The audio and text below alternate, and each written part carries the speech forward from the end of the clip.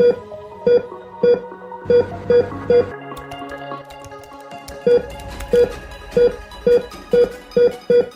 Welcome back to mission high nursing classes.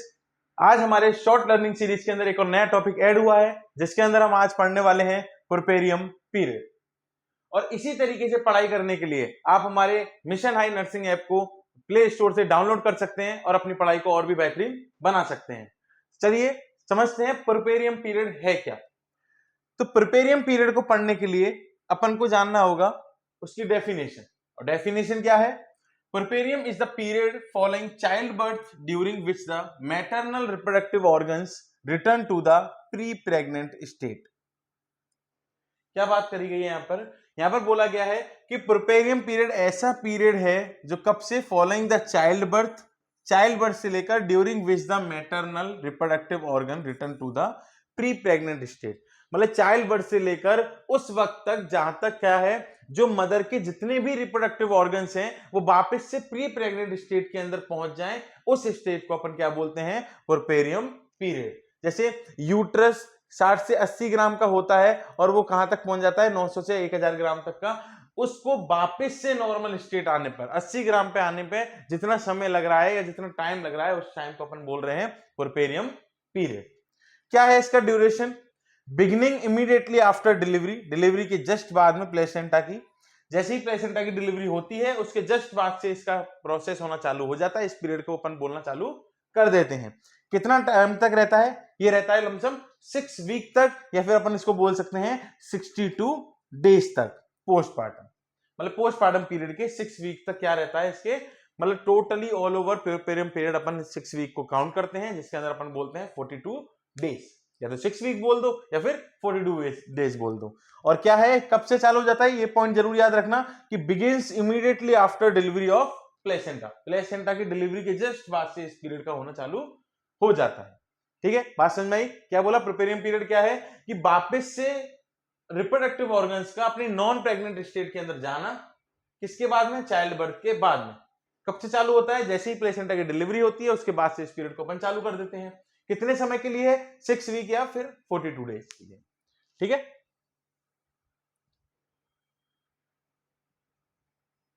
Types of पुरपेरियम। भाई पुरपेरियम के types क्या हैं? देखो 3 तरीके के टाइप्स हैं। सबसे पहला इमीडिएट पुरपेरियम, ठीक है, अर्ली पुरपेरियम और रिमोट या फिर लेट पुरपेरियम। ठीक है, ये ध्यान रखना, जो इमीडिएट पुरपेरियम पीरियड है वो कब से हो जाता है? फर्स्ट 24 आवर आफ्टर डिलीवरी को अपन क्या बोलते हैं? पुरपेरियम, या फिर बोल सकते हैं कि पुरपेरियम पीरियड, जो कि कौन सा है? Immediate puerperium period. ठीक है, कौन सा? फर्स्ट 24 आवर, पहले 24 आवर आफ्टर डिलीवरी के बाद का जो पीरियड होता है उसको अपन बोलते हैं इमीडिएट पुरपेरियम पीरियड। ठीक है, सेकंड है अर्ली पुरपेरियम, मतलब अप टू 7 डेज। कब के? पोस्टपार्टम पीरियड के अप टू 7 डेज तक अपन क्या बोलते हैं उसको? Early puerperium period. ठीक है, इसी के जस्ट बाद नेक्स्ट है लेट पुरपेरियम। लेट पुरपेरियम किसे बोलते हैं? अप टू 6 वीक पोस्टपार्टम, मतलब कि अप टू 6 वीक तक पोस्टपार्टम पीरियड के अपन उसे क्या बोलते हैं? लेट पुरपेरियम बोल सकते हैं, या फिर बोल सकते हैं रिमोट पुरपेरियम। कब तक? 6 वीक तक, क्योंकि अपन 6 वीक बोल रहे थे या फिर 42 डेज बोल रहे थे। ठीक है, तो जब तक अगर चलता है तो उसको क्या बोल रहे हैं? लेट पुरपेरियम बोल रहे हैं। अगर 7 दिन तक चल रहा है तो उसे अपन क्या बोल रहे हैं? अर्ली पुरपेरियम बोल रहे हैं। और 24 आवर तक है तो उसको क्या बोल रहे हैं? इमीडिएट पुरपेरियम बोल रहे हैं। ठीक है, बात समझ में आई? ठीक, नेक्स्ट चलते हैं। सबसे मेन चीज कि क्या क्या फिजियोलॉजिकल चेंजेस देखने को मिलते हैं पुरपेरियम पीरियड के दौरान। सबसे मेन चीज है इस पुरपेरियम पीरियड की। भाई पुरपेरियम पीरियड अपन को ये मालूम पड़ गया है क्या, कब तक चल रहा है, कितने टाइप्स का है, लेकिन सबसे मेन चीज कि इसके अंदर क्या क्या फिजियोलॉजिकल चेंजेस देखने को मिलते हैं, किस किस ऑर्गन का फिजियोलॉजिकल चेंजेस देखने को मिलता है। देखो, जो भी ऑर्गन, जो भी सिस्टम, जो भी सप्लाई प्रेगनेंसी के दौरान बढ़ी है वो वापस से नॉर्मल होने की स्टेज पे आ जाती है इस दौरान। तो सबसे पहले क्या इन्वॉल्वमेंट हुआ था, क्या बढ़ा था? सबसे पहले बढ़ा था क्या? यूट्रस। तो यूट्राइन इन्वॉल्यूशन। यूट्राइन इन्वॉल्यूशन का मतलब कि यूट्रस का वापस से प्री प्रेग्नेंट साइज के अंदर आना, क्या कहलाया गया? Uterine involution. ठीक है, ये ध्यान रखना, यूट्राइन इन्वॉल्यूशन का मतलब है यूट्रस का वापस से प्री प्रेग्नेंट स्टेट के अंदर वापस से आना, उस साइज में वापस से आ जाना। कितना रहता है? 60 to 80 ग्राम। ठीक है। Next, fundus at umbilicus immediately after birth, और बर्थ के इमीडिएटली बाद में फंडस कहां पे आ जाता है? अम्बलाइकस के पास में आ जाता है। लेकिन अम्बलाइकस के भले ही पास में आ जाता है, लेकिन सिम्फाइसिस प्यूबिस से 13.5 सेंटीमीटर के डिस्टेंस पे रहता है। ये ध्यान रखना, कहां तक रहता है? 13.5 सेंटीमीटर तक के डिस्टेंस पे रहता है सिम्फाइसिस प्यूबिस से। सिम्फाइसिस प्यूबिस, जैसे मान लीजिए ये सिम्फाइसिस प्यूबिस है, ये फंडस पोर्शन है, और ये अम्बलाइकस समथिंग, यहाँ पे अम्बलाइकस मान सकते हो, ये अम्बलाइकस है। तो ये जो डिस्टेंस है ये कितना है? 13.5 सेंटीमीटर। ठीक है।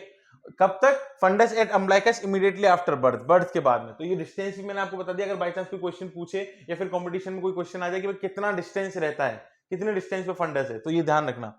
नेक्स्ट बात कि भाई यही फंडस नीचे गिरता जाता है कितना? 1 सेंटीमीटर पर डे के हिसाब से घटता जाता है। मतलब कहां आएगा? देखो अभी तो कहां है? एब्डोमिनल कैविटी में, अब धीरे धीरे कहां आएगा? पेल्विक कैविटी में। कैसे आएगा? Per day 1 centimetre distance down होता जाएगा, मतलब नीचे आता जाएगा। ठीक है। It return to the pelvic cavity by 10 days. कितने दिनों में आ जाता है? 10 दिनों के अंदर पेल्विक कैविटी में एंट्री कर जाता है। कौन? यूट्रस बोल सकते हो या फंडस पोर्शन बोल सकते हो। ठीक है। फंडस कहां है? ये वाला जो ऊपर का पोर्शन है वो फंडस है। कंप्लीट इन्वॉल्यूशन बाय 6 वीक, और पूरी तरीके से अपनी नॉर्मल स्टेट में आने में इसको कितना टाइम लगता है? पूरे के पूरे 6 वीक लगते हैं, या फिर बोल सकते हो 42 डेज लगते हैं। ठीक है। कितना टाइम? पूरा कंप्लीटली आने में 6 वीक लगेंगे। ठीक है। पेल्विक कैविटी में आने में 10 डेज लगेंगे। लेकिन जो just immediately after delivery fundus का प्रेजेंट रहेगा, अम्बलाइकस के पास प्रेजेंट रहेगा, और धीरे धीरे कितना दिन में डाउन होगा? पर डे 1 सेंटीमीटर ये क्या होता जाएगा? कम होता जाएगा, पेल्विक कैविटी की तरफ आता जाएगा। नेक्स्ट बात, लोकिया डिस्चार्ज। ये लोकिया डिस्चार्ज क्या है? लोकिया एक अलग से टॉपिक है जिसको अपन अच्छे तरीके से पढ़ेंगे। ठीक है। लेकिन फिर भी आप ये मान के चलिए, जितना भी प्रोडक्ट, या फिर चाहे आप एपिथेलियम लेयर बोलो, चाहे एंडोमेट्रियम लेयर बोलो, जितना भी म्यूकस बोलो, डिस्चार्ज बोलो, जो भी तरीके का डिस्चार्ज जो कि प्रेगनेंसी के बाद में निकलता है, ठीक है, उसे अपन बोलते हैं लोकिया। ठीक है। लोकिया में क्या है? लोकिया में चेंजेस देखने को मिलते हैं 3 तरीके से। ठीक है। कैसे? ये देखो, सबसे पहले है लोकिया रूब्रा। ठीक है। लोकिया रूब्रा क्या है? जिसके अंदर रेड कलर का डिस्चार्ज होता है, लास्ट डे 1 to 3, 1 से 3 दिन तक ये रहता है। इसके अंदर ब्लड, डेसिडुआ और म्यूकस तीनों प्रेजेंट रहते हैं। किस कलर का हुआ? रेड कलर का हुआ। लोकिया रूब्रा किस कलर का है? रेड कलर का। अब देखिए next, sorry, next lochia serosa. पहला हो गया रूब्रा, फिर सिरोसा, फिर एल्बा, RSA। ठीक है भाई। रूब्रा अपन पढ़ चुके हैं। लोकिया सिरोसा में क्या है? ये किस कलर का होगा? पिंक या ब्राउन कलर का डिस्चार्ज होगा। कब से कब तक? 4 से 10 दिन तक ये रहता है। ठीक है। Next lochia Elba. Lochia Elba कैसा है? व्हाइटिश या येलो कलर का डिस्चार्ज रहेगा, क्योंकि इसके अंदर WBC की मात्रा बढ़ जाती है। कब तक रहता है? 10 से 21 दिन तक रहता है, या हो सकता है और लंबे समय तक रह जाए। ये क्या है? ये डिस्चार्ज है, मतलब वजाइना के थ्रू जो फ्लूइड निकलता रहता है, या फिर एक तरीके से ब्लीडिंग होती रहती है, वो ब्लीडिंग इसको बोल रहे हैं। उस ब्लीडिंग को अपन क्या काउंट कर रहे हैं? लोकिया की तरह बोल रहे हैं। और वो लोकिया कैसे होता है? 3 तरीके का होता है। शुरुआत के दिनों में रूब्रा, बीच के दिनों में सिरोसा, और लास्ट के दिनों में एल्बा। ठीक है। RSA कैसे याद रखोगे? 1 से 3 दिन, 4 से 10 दिन, 10 से ऊपर के दिन, 10 से 21 दिन, या फिर उसके ऊपर के दिन। ठीक है। ये लोकिया का पैटर्न हो गया। अब इसके बाद आते हैं हम अपन बात सर्वाइकल चेंजेस। तो सर्वाइकल चेंजेस में अपन को क्या देखने को मिलेगा? कि जो सर्विक्स है वो सॉफ्ट और पेट्रोलस आफ्टर बर्थ के बाद में हो गया है, सॉफ्ट हो गया है सर्विक्स। ठीक है। सर्विक्स सॉफ्ट हो गया है, तो internal OS close by 1 week. जो इंटरनल OS है, देखो ये ध्यान रखना,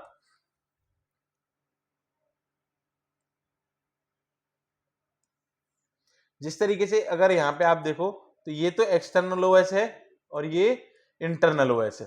तो ये सर्विक्स का पोर्शन है, ये एक्सटर्नल OS, ये इंटरनल OS। ये इंटरनल OS कब बंद हो जाता है? 1 वीक के अंदर क्लोज हो जाता है। ठीक है। इसके बाद external OS remain slit like permanently. और एक्सटर्नल OS कैसा रह जाता है? स्लिट लाइक रह जाता है, हल्का सा इस तरीके के पैटर्न में रह जाता है, इस तरीके के पैटर्न में रह जाता है।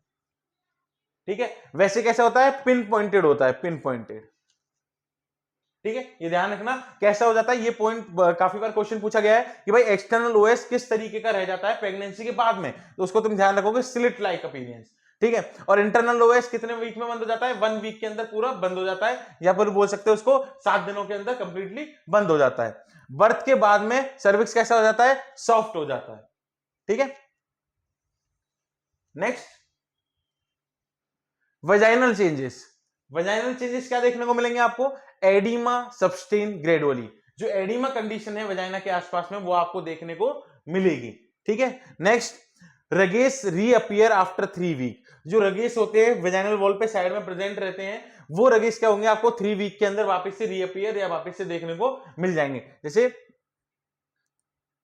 वजाइना के अंदर इस साइड में इस तरीके से रगेस प्रेजेंट रहते हैं, ये रगेस आपको वापस से 3 वीक के अंदर देखने को मिल जाएंगे। ठीक है, एक 3 वीक बोल सकते हो या फिर बोल सकते हो 21 डेज या 21 डेज बोल सकते हो। Next breast changes.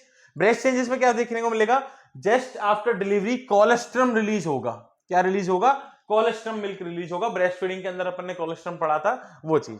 ठीक है, next mature milk production start by 3 to 4 days, और मैच्योर मिल्क का जो प्रोडक्शन है वो 3 से 4 दिन में होना चालू हो जाएगा। ठीक है, अपन ने देखा कि भाई वजाइनल चेंजेस क्या थे, एडिमा रहेगा लेकिन 3 वीक के अंदर रेगेज वापस से रीअपियर हो जाएंगे। लेकिन साथ ही साथ में ब्रेस्ट चेंजेस अगर अपन देख रहे हैं तो जस्ट आफ्टर डिलीवरी जितना हो सके उतना जल्दी कोलेस्ट्रम रिलीज होना चालू हो जाएगा, और वो अपन को फीडिंग में देना है, और उसके 3 से 4 दिन बाद से क्या चालू हो जाएगा, मैच्योर मिल्क प्रोड्यूस होना चालू हो जाएगा।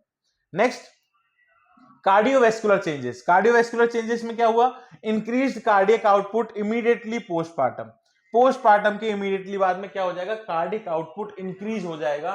ठीक है, कार्डियक आउटपुट इंक्रीज होगा, और रिटर्न वापस कब होगा, मतलब नॉर्मल वापस कब होगा, विद इन 2 वीक के अंदर नॉर्मल होगा। रीजन क्या है कि भाई पूरे फ्लो पूरा मतलब कि वापस से कंस्ट्रक्शन रिपेयर करना है उनको, तो ब्लड का फ्लो होना ज्यादा है, जरूरी है, और इस कंडीशन को अपन नॉर्मल मानते हैं, और ये वापस से नॉर्मल कंडीशन में कब आ जाता है, 2 वीक के अंदर आ जाता है। जैसे जैसे सारी चीजें नॉर्मल होने लग जाती हैं वापस से कार्डियक आउटपुट भी नॉर्मल होने लग जाता है। ठीक है, next urinary changes. Urinary changes में आपको क्या देखने को मिलेगा, increase urine output due to fluid mobilisation. Fluid के मोबिलाइजेशन के कारण, फ्लूइड के मूवमेंट के कारण ज्यादा क्या होने लग जाता है, भाई कार्डियक आउटपुट ज्यादा है तो कहीं ना कहीं क्या ज्यादा हो जाएगा, यूरिन आउटपुट भी ज्यादा हो जाएगा। ठीक है, और यूरिनरी रिटेंशन का पोस्टपार्टम पीरियड में क्या हो सकता है, रिस्क हो सकता है यूरिनरी रिटेंशन बढ़ने का। ठीक है, यहां पे क्या हुआ, यूरिन आउटपुट इंक्रीज हुआ किसके कारण, फ्लूइड मोबिलाइजेशन के कारण, और किसका रिस्क हो सकता है, यूरिनरी रिटेंशन का रिस्क हो सकता है। ठीक है, नेक्स्ट अब ये तो अपन ने पढ़े थे क्या क्या फिजियोलॉजिकल चेंजेस देखने को मिलेंगे, और किस किस चीजों में मिलेंगे, कौन कौन सी चीजें हैं जो वापस से नॉर्मल स्टेट में जाएंगी, जिसमें अपन ने वजाइना पढ़ी, सर्विक्स पढ़ा, अपन ने वापस से यूट्रस पढ़ा, ब्लड कार्डियोवैस्कुलर सिस्टम पढ़ा, ठीक है, यूरिनरी सिस्टम देख लिया। ये सारे सिस्टम क्या वापस से अपने नॉर्मल स्टेट में जाते हैं, जब तक इन्हें काम करना होता है जब तक काम करते हैं, वापस से 6 वीक के अंदर अंदर वापस से नॉर्मल स्टेट में अपनी पहुंच जाते हैं, मतलब बिना किसी को परेशान किए। लेकिन इस कंडीशनों में भी अगर ध्यान नहीं रखा गया तो क्या हो सकता है, कोई ना कोई रिस्क फैक्टर जनरेट हो सकते हैं, जैसे कार्डियोवैस्कुलर कोई डिजीज हो गई, यूरिनरी सिस्टम से रिलेटेड कोई डिजीज कंडीशन हो गई। ठीक है, इस तरीके से क्या हो सकता है, प्रॉब्लम क्रिएट हो सकती है। लोकिया के दौरान ध्यान नहीं दिया तो क्या हो सकता है, लोकिया बढ़ सकता है, हो सकता है ब्लीडिंग फेज ज्यादा हो जाए, पोस्टपार्टम हेमरेज हो जाए, इस तरीके से।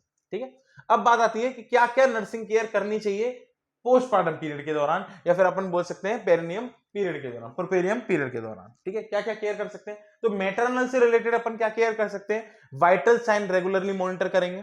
ठीक है, वाइटल साइन रेगुलरली मॉनिटर करेंगे। जो फंडल की हाइट है और टोन है दोनों को अपन क्या करेंगे, चेक करेंगे।